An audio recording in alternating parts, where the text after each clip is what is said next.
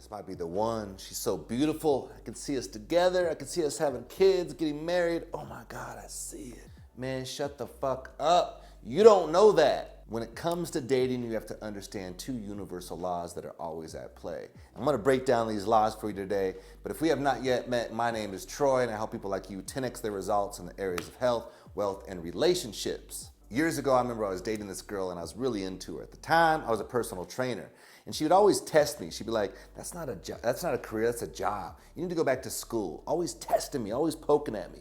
And eventually she broke up with me. To make matters worse, the very next week, she brought her new boyfriend in to the gym, and they'd work out, they'd lift weights, and then they'd lean over and like kiss each other after each set. And I had to see this. It was like right in front of me every day. And so what do you think was going on in my life at that time? What kind of music was I listening to? How was I talking? I was talking very victim framed. I was like, oh, this happened to me. She broke my heart. My life is so sad. Sad music. And everything in my life started to follow that energy. And to help you understand this a little bit more, at the time I remember I went to a coffee shop with a friend of mine. And I remember when I got there, I saw this girl. We were kind of like throwing vibes at each other, checking each other out, tossing a little energy back and forth. And then me and my friend went and sat down. Now the only available seats were behind us, so this girl and her friends sat down behind us. And I could overhear her conversation. And she was talking about her broken heart. And in that moment, I realized a law, a universal law of resonance. I realized that what attracted us was this brokenness, these broken hearts. And in that moment, I was like, damn, I'm not trying to meet somebody with a broken heart when my bucket is empty. And so in that moment, I was like, I'm gonna raise my standard, fill my bucket up, because I wanna meet somebody else who also has a full bucket. So you have to think of yourself as like a radio signal, like a frequency that you put out, and you attract what you are. So if you want something, you have to raise your standards, elevate your vibration. So these universal laws are also always at play. So the second one is the law of detachment, meaning that if you want something, you have to actually detach from it and let it go. You have to truly stay in love with the process, developing yourself. Look at it like this. Imagine there's these two guys. Guy number one meets this girl, really into her, starts sending her text messages, trying to get together, asking her schedule, just kind of pursuing this girl, starting to think about her a lot, building that vision or that fantasy. Oh my God, this could be the one. What type of energy are they creating? Are they actually pulling this person towards them, or are they pushing them further away? Guy number two meets the girl, sends her a message, but immediately goes back to doing what he's always done.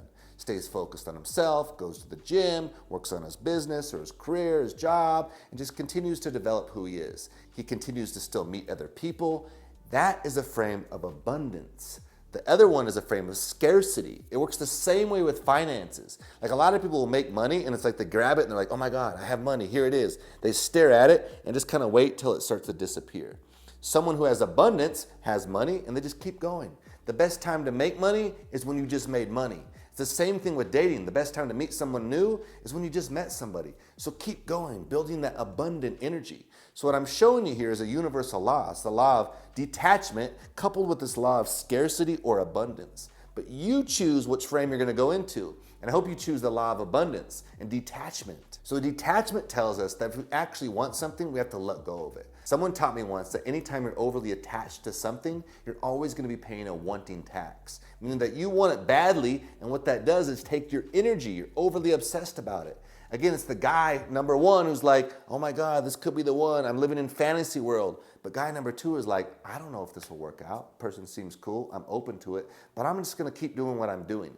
Their energy is still with them. They're still developing and growing themselves. So what you have to do, what I want you to do, is just continue to prove yourself, raise that frequency, that vibration, and be the type of person that is worthy of these things. And trust me, you are always worthy. And your natural state is a state of abundance. But shit just gets in the way sometimes. So clear that stuff out, believe in yourself, work on yourself, develop yourself, and just allow things to take place. Put that energy back into you. I hope you found this video helpful because I make them for you.